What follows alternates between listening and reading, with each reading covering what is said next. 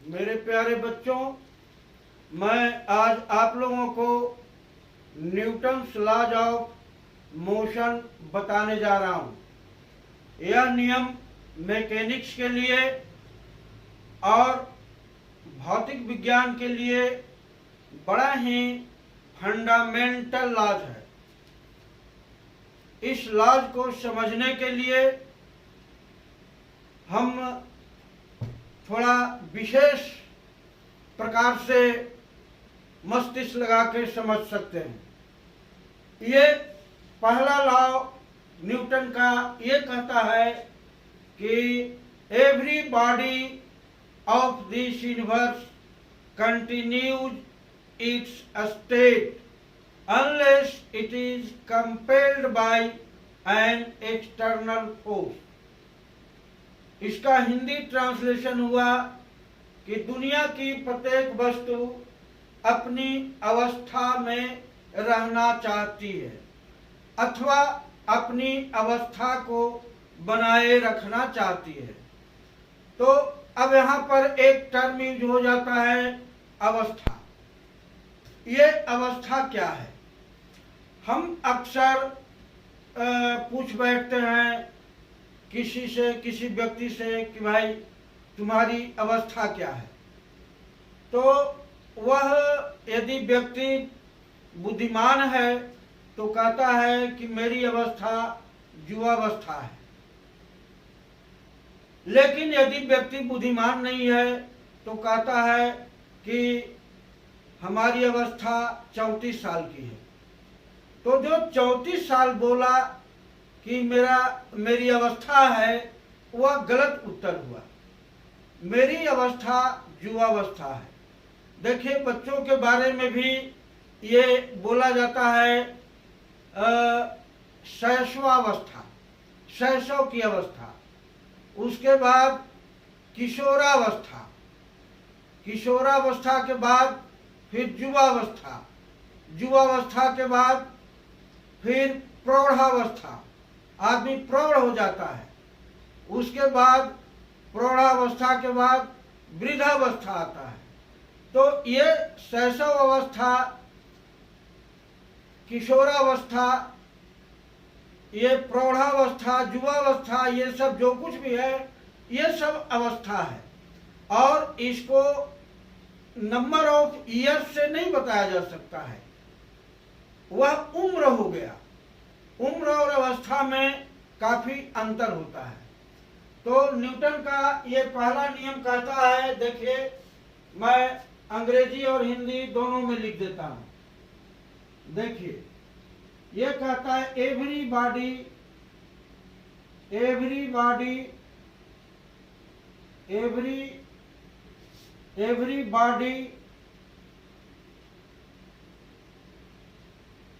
of this universe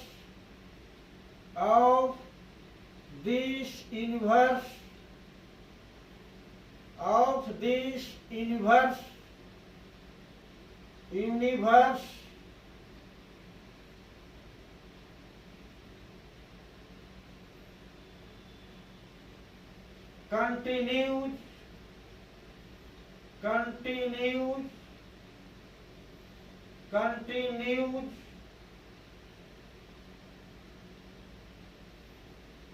its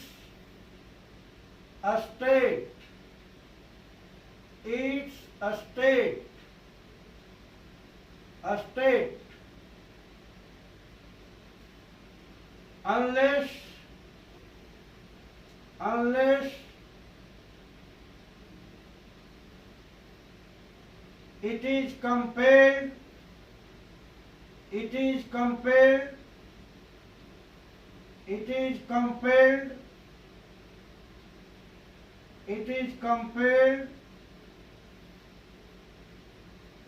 it is compelled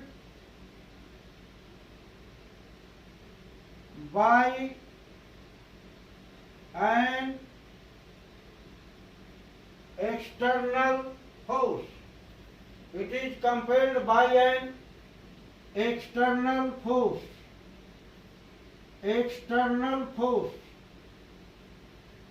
External external force, और इसी external force को आप इफेक्टिव फोर्स कहते हैं। और इफेक्टिव फोर्स प्रभावी बल, effective force, effective force, effective force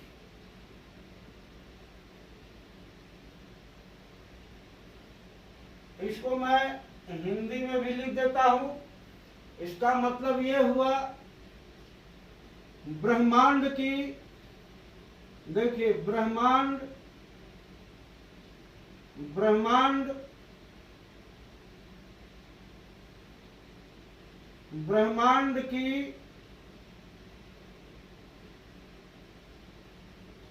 प्रत्येक वस्तुएं, प्रत्येक वस्तुएं, वस्तुएं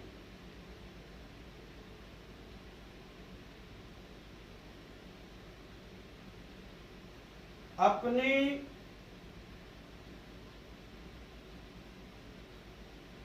अवस्था, अपनी अवस्था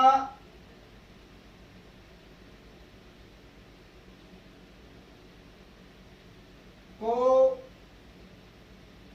बनाए रखना चाहती है, को बनाए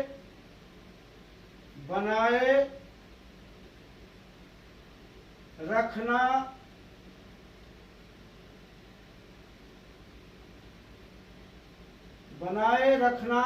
चाहती है।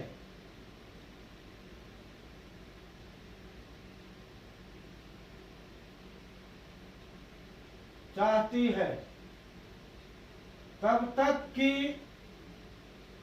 तब तक कि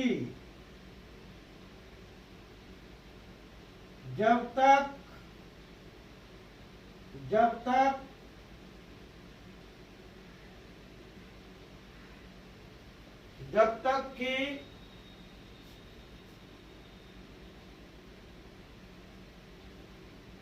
उसे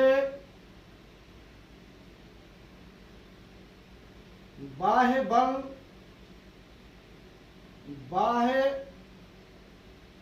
बाह्य बल द्वारा बाधित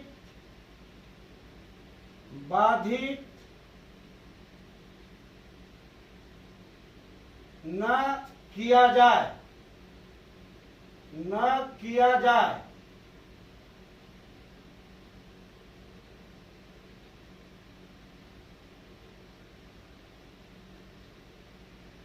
ये हो गया हिंदी ट्रांसलेशन।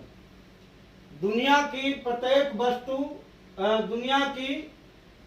वस्तुएं अपनी अवस्था को बनाए रखना चाहती हैं तब तक कि जब तक कि उसे बाह्य बल द्वारा बाधित न किया जाए। अब यहाँ आपको अवस्था समझने की जरूरत है। ये अवस्था क्या है? अवस्था एक भौतिक निरीक्षण होता है। भौतिक निरीक्षण का मतलब फिजिकल ऑब्जर्वेशन है। तो जैसे कोई वस्तु रेस्ट में है, विरामावस्था में है, तो वह तब तक विरामावस्था में रहेगी जब तक उसे बाह्य बल से आरोपित न करे, वह ज्यों का त्यों पड़ा रहेगा। दूसरी बात, स्टेट दो प्रकार का होता है।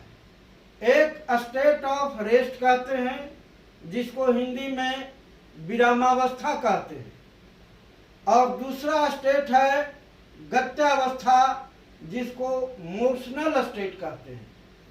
तो ये दो प्रकार का स्टेट होता है। ये अवस्था जिसे आप कह रहे हैं अवस्था, इसको अंग्रेजी में हम स्टेट कहते हैं। स्टेट, ये स्टेट कहते हैं। तो ये स्टेट दो प्रकार का होता है। एक हो गया आपको, पहला ये हो गया स्टेट ऑफ रेस्ट, ये हो गया state of rest, state of rest, जिसको हिंदी में विरामावस्था कहते हैं, विरामावस्था कहते हैं, विरामावस्था इसे कहते हैं। ये विरामावस्था हो गया। और दूसरा हो गया ये मोशनल स्टेट, इसको अंग्रेजी में कहते हैं motional state, motional state, motional state, और इसे हिंदी में कहेंगे गत्यावस्था, गत्यावस्था यानी गति की अवस्था। लेकिन कैसी गति होगी इसकी चर्चा अभी मैंने नहीं किया है।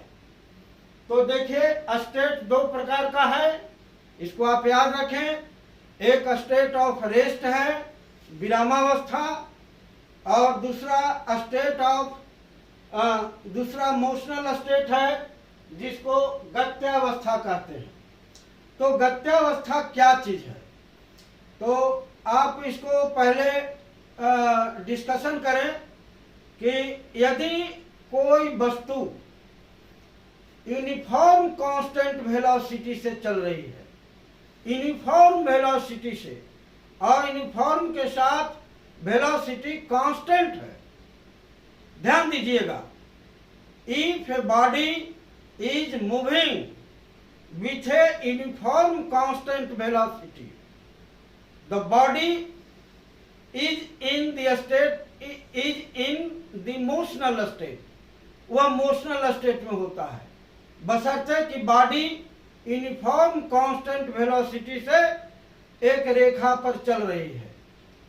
यदि कोई बॉडी यूनिफॉर्म स्ट्रेट लाइन पर नहीं चल रही है बल्कि कर्व पाथ पर चल रही है, तो वहां पर वेलोसिटी कांस्टेंट होगा ही नहीं, क्योंकि वेलोसिटी कांस्टेंट होने का मतलब है कि उसका डायरेक्शन कांस्टेंट हो और उसका मैग्नीट्यूड कांस्टेंट हो। इसीलिए कर्व पाथ पर केवल मैग्नीट्यूड कांस्टेंट हो सकता है, लेकिन उसका डायरेक्शन कांस्टेंट नहीं होगा। स्ट्रेट लाइन पर यदि गति है तो बॉडी जो है मोशनल स्टेट में होगा, क्योंकि वहां पर डायरेक्शन भी कांस्टेंट होगा और मैग्नीट्यूड भी वेलोसिटी का कांस्टेंट होगा। इसीलिए हम कहते हैं कि मोशनल स्टेट में वेलोसिटी जो होता है वह यूनिफॉर्म और कांस्टेंट होता है। तो इस प्रकार के मोशन को हम मोशनल स्टेट कहते हैं। और स्टेट में यदि कोई बॉडी है तो उस पर लगने वाला जितना भी बल है उसका एल्जेब्राइक सम, क्योंकि फोर्स एक वेक्टर क्वांटिटी है, तो स्टेट में यदि कोई बॉडी चल रहा है तो उस पर net algebraic sum of forces 0 होता है। जैसे आप मोटरसाइकिल चलाते हैं और मोटरसाइकिल 40 किलोमीटर प्रति घंटे की रफ्तार से चल रही है और आप एक्सीलरेटर कुछ न कुछ देंगे क्योंकि वहां पर फ्रिक्शनल फोर्स को न्यूट्रलाइज करना है, लेकिन वहां पर नेट एल्जेब्राइक फोर्स जो मोटरसाइकिल पर लग रहा है वह 0 है। Net algebraic sum of forces वहां पर 0 है, यानी कोई प्रभावी बल नहीं लग रहा है। तो जब किसी वस्तु पर एक्सटर्नल फोर्स या प्रभावी बल नहीं लगते हैं तो कहते हैं कि बॉडी जो है मोशनल स्टेट में है। तो आप इसको ऐसे भी कह सकते हैं, if the net algebraic sum of forces acting on the moving body is zero, then the body is in the motional state. और इस मोशनल स्टेट पर कोई बल कार्य नहीं करता है। तो ये मतलब आपको फर्स्ट लॉ को बताने का तरीका है। अब यहीं से फर्स्ट लॉ से हम जड़त्व का परिभाषा निकाल देते हैं। देखिए, जड़त्व क्या चीज है, जिसको अंग्रेजी में इनर्शिया कहते हैं। आप इसको अच्छी तरह से नोट कर लें कि every body of this universe continues it's state unless it is compelled bye an external force. ब्रह्मांड की प्रत्येक वस्तुएं अपनी अवस्था को बनाए रखना चाहती हैं तब तक जब तक कि उसे बाह्य बल द्वारा बाधित न किया जाए, कंपेल न किया जाए। एक्सटर्नल फोर्स के द्वारा जब तक उसको कंपेल न किया जाएगा तब तक बॉडी चाहता है कि हम अपने स्टेट में रहें, अवस्था में रहें। तो ये अवस्था की बात हुई। अब मैं आपको जड़त्व के बारे में बताना चाहता हूं।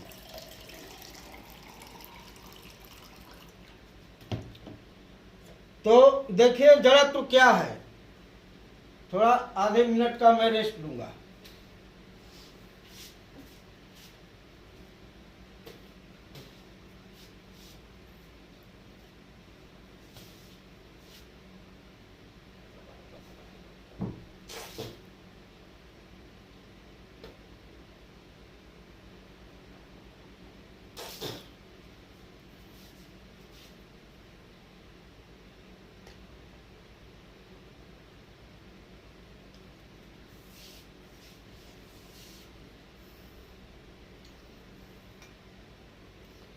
तो देखिए, जड़त्व क्या है।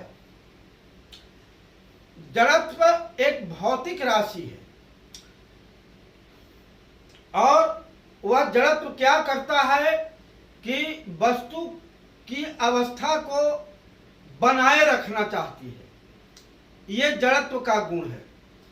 वह भौतिक राशि जो वस्तु की अवस्था को बनाए रखना चाहती है एक लंबे समय तक, उस भौतिक राशि को हम जड़त्व कहते हैं। इसको आप ऐसा इस प्रकार से समझ सकते हैं। सबसे बेस्ट जो उदाहरण है इसका, वो देखिए। अब मैं इसको इरेज कर दे रहा हूं।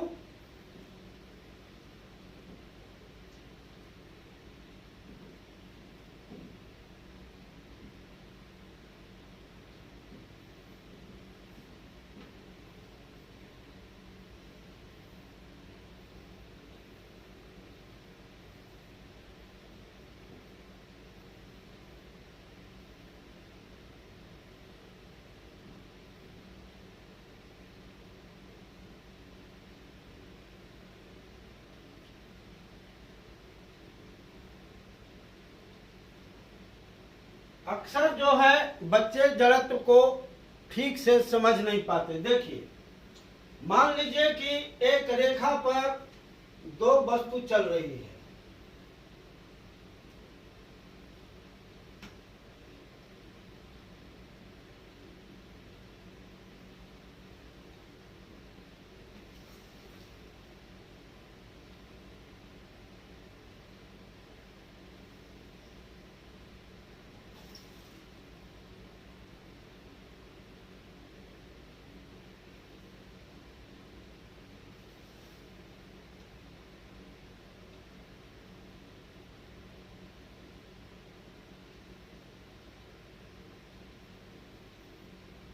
देखिए, मान लीजिए कि दो वस्तु है और दोनों वस्तु का शेप जो है स्फेरिकल है। ये स्फेरिकल है।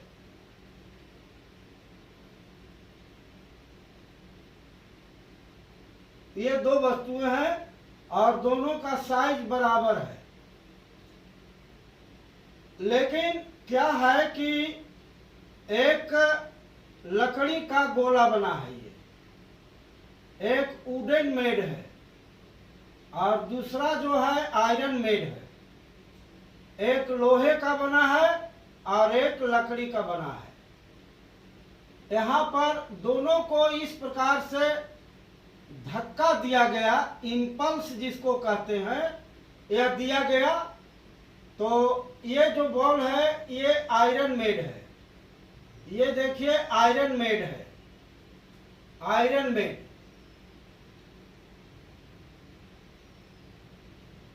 और ये जो है वुडन मेड है, वुडन मेड, वुडन मेड लकड़ी का बना हुआ है। तो निश्चय ही आप कहेंगे कि लोहे का जो गोला है वह भारी होगा। और दोनों को इस प्रकार से इंपल्स दिया गया कि यह भी वेलोसिटी से चलने लगा और यह भी वेलोसिटी से चलने लगा। तो निश्चय ही आयरन के गोले पर बड़ा धक्का देना पड़ेगा भी वेलोसिटी को एक्वायर करने के लिए, और कम ही धक्का देने से लकड़ी का गोला भी वेलोसिटी एक्वायर कर लेगा। अब प्रश्न उठता है कि इन दोनों गोलों में कौन गोला पहले रुकेगा और क्यों रुकेगा। तो बिल्कुल स्पष्ट बात है, आपने देखा होगा कि आप CD100 हीरो होंडा की गाड़ी चला रहे हो और कोई बुलेट चला रहा हो और दोनों की स्पीड 40 किलोमीटर पर आवर है, और एक्सीलरेटर यदि दोनों एक साथ छोड़ देते हैं तो निश्चय ही आपको ही CD100 मोटरसाइकिल जो है हीरो होंडा का, वो पहले रुक जाएगा क्योंकि वह हल्की है।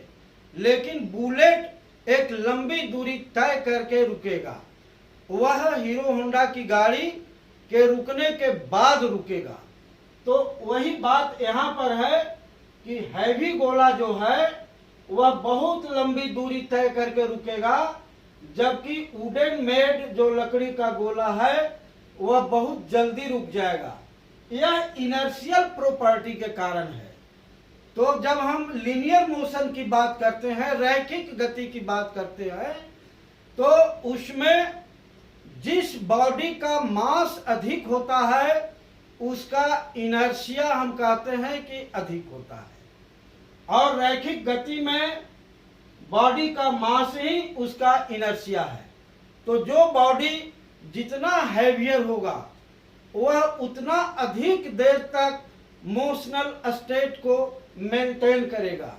इसीलिए देखिए इनर्शिया की परिभाषा हम इस प्रकार से लिखते हैं, inertia,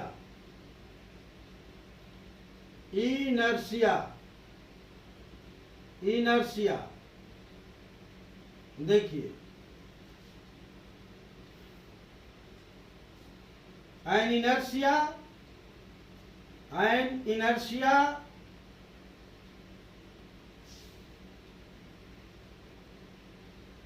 an inertia is a physical quantity, is a ये भौतिक राशि है, जबकि स्टेट भौतिक राशि नहीं है। is a physical quantity, is a physical quantity, is a physical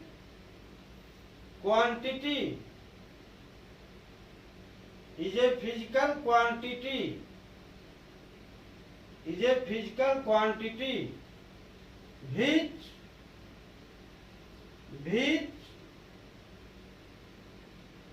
tries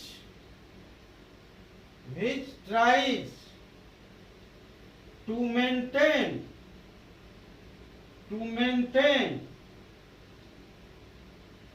which tries to maintain the state, the motional state, the motional state, the motional state, the motional state of the body, motional state of the moving body, of the moving body, moving body, moving body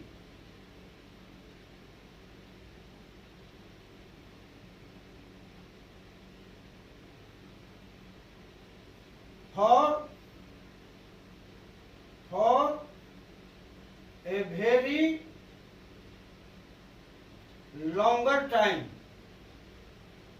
longer time, for a very longer time. ये inertia की definition हो गई. And inertia is a physical quantity which tries to maintain the motional state of the moving body for a very longer time. तो आप इस definition को देखिए. इसका हिंदी ट्रांसलेशन हुआ कि जड़त्व. देखिए जड़त्व, जड़त्व वह भौतिक राशि है, वह भौतिक राशि है, वह भौतिक राशि है, वह भौतिक राशि है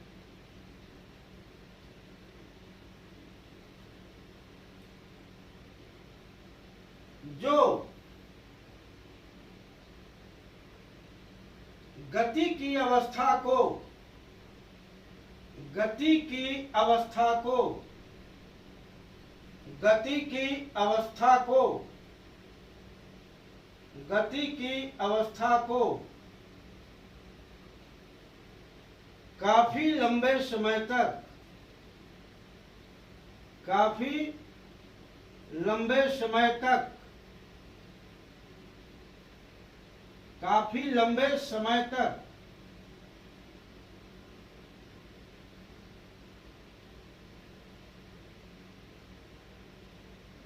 बनाए रखना चाहती है, बनाए रखना चाहती है.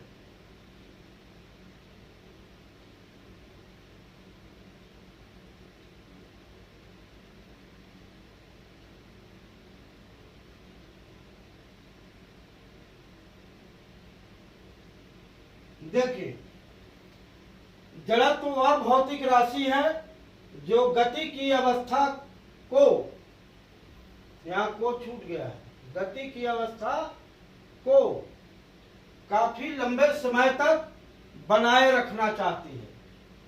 इसी गुण को हम इनर्शिया कहते हैं.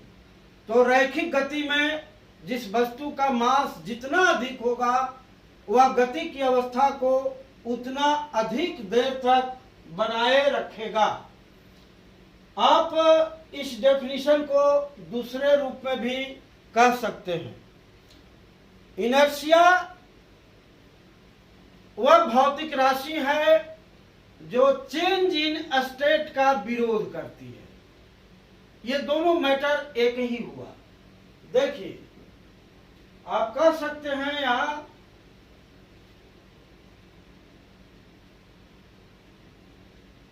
देखिए अल्टरनेटिव, अल्टरनेटिवली आप यह भी कह सकते हैं.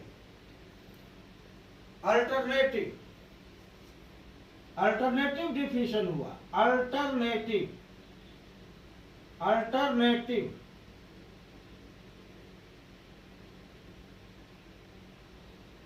Definition, alternative definition. दूसरी परिभाषा इसकी ये होगी. देखिए inertia, inertia is a physical quantity. Inertia, inertia is a physical quantity, is a physical quantity, is a physical quantity, quantity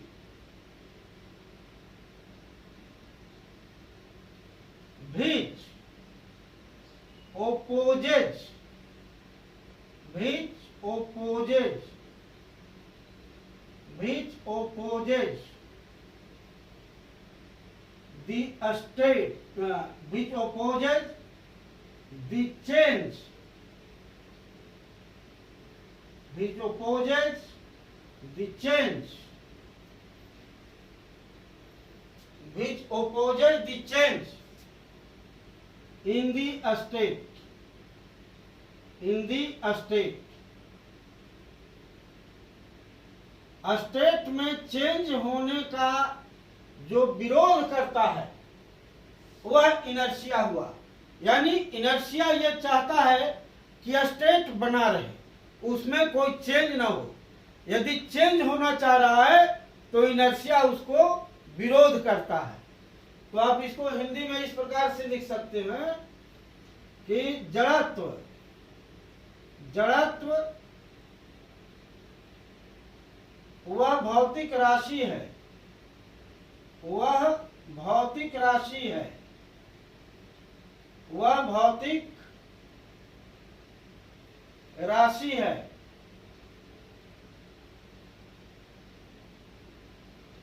वह भौतिक राशि है जो जड़त्व परिवर्तन, जड़त्व परिवर्तन,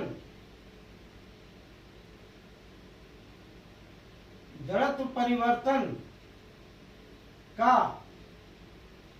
विरोध करती है, विरोध करती है। ये देखिए इसका हिंदी ट्रांसलेशन हुआ, जड़त्व परिवर्तन का विरोध करती है। तो ये जड़त्व के बारे में हुआ कि जड़त्व जो होता है वह अवस्था परिवर्तन का विरोध कर देती है और वस्तु अपनी ही अवस्था में रहना चाहता है। इस गुण का नाम है जड़त्व। तो हम समझ गए होंगे कि आप न्यूटन का जो फर्स्ट लॉ है इसको आप अच्छी तरह से, और जो इनर्शिया है उसको भी आप अच्छी तरह से समझ गए होंगे, क्योंकि यह भौतिक विज्ञान का एक नींव है। न्यूटन जो है फादर ऑफ फिजिक्स कहे जाते हैं, उन्होंने ही फिजिक्स का जन्म दिया है। जब उन्होंने लॉज ऑफ मोशन दिया तो सारे टर्मिनोलॉजी परिभाषित हुए। बल क्या है, वेग क्या है, कार्य क्या है, ऊर्जा क्या है, शक्ति क्या है, मोमेंट क्या है, मोमेंटम क्या है, ये सारे टर्मिनोलॉजी जो हैं न्यूटन के बाद ही डिफाइन किए गए। और आप कह सकते हैं कि न्यूटन साहब ने ही इन सारी राशियों की परिभाषा दी और इसीलिए वे फादर ऑफ फिजिक्स कहे जाते हैं। तो अब मैं दूसरे वीडियो में आपको बताऊंगा न्यूटन्स का दूसरा नियम क्या है। फर्स्ट नियम आप अच्छी तरह से समझ गए, हालांकि स्कूलों में इसको बड़ा गलत ढंग से समझा देते हैं, इस पर आप ध्यान रखेंगे। अधिकांश बच्चे हमसे कहने लगे कि जो वस्तु गति की अवस्था में है वह गति की ही अवस्था में रहेगी, जो विरामावस्था में है वह विरामावस्था में ही रहेगी। ये कुछ ही हद तक सही है। ऐसा नहीं है कि जो वस्तु गति की अवस्था में है वह गति की अवस्था में ही रहेगी। सवाल उठता है कि वह कौन सी गति की बात आप कह रहे हैं जो उसी गति में रहेगा। तो जब तक आप ये नहीं कहेंगे कि जो वस्तु यूनिफॉर्म कांस्टेंट वेलोसिटी से चल रही है तो वह उसी यूनिफॉर्म कांस्टेंट वेलोसिटी में रहना चाहती है, ये बात जब कहेंगे तब आपकी बात सार्थक होगी। अन्यथा ये जब कह देंगे कि गति की अवस्था में यदि है वस्तु तो गति की ही अवस्था में रहेगी, तो सवाल उठता है कि कौन सी गति। गति दो प्रकार का मेन है। पहले एक गति जो है जिसमें वेलोसिटी यूनिफॉर्म एंड कांस्टेंट होता है, और दूसरी गति जो है जिसमें वेलोसिटी बदलते रहता है और वहीं से आप एक्सीलरेशन को डिफाइन करते हैं। The rate of change of velocity is known as acceleration, यानी वेग परिवर्तन की दर को त्वरण कहते हैं। या आप यूं कह सकते हैं कि directed speed is known as velocity. जो चाल है वह डायरेक्टेड चाल यदि है तो वह वेग है। फिर तो इन बातों पर ध्यान देने की जरूरत है और इसको गलत रूप में इंटरप्रिटेशन करने से बातें मीनिंगलेस हो जाएगी, गलत हो जाएगी। तो मैं इस वीडियो को यहाँ पर विराम देता हूँ और वीडियो यदि आपको अच्छा लगा होगा तो आप इसको सब्सक्राइब करते जाएंगे तो आगे का वीडियो आपको सब प्राप्त होते जाएंगे। धन्यवाद।